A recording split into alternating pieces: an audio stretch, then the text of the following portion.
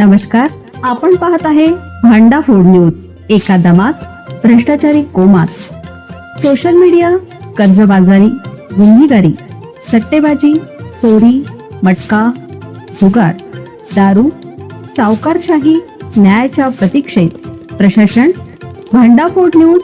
एका दमात भ्रष्टाचारी कोमात. बस कंडक्टर कडून धावत्या MSRTC बसमध्ये एका महिलेचा विनयभंग.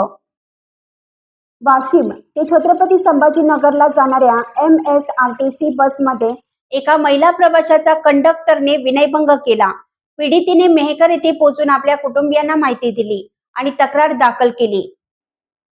वाशिम आणि छत्रपती संभाजीनगर दरम्यान धावणाऱ्या राज्य परिवहन महामंडळाच्या MSRTC बसमध्ये एका महिला प्रवाशाचा विनयभंगाची अत्यंत गंभीर घटना उघडकीस आली.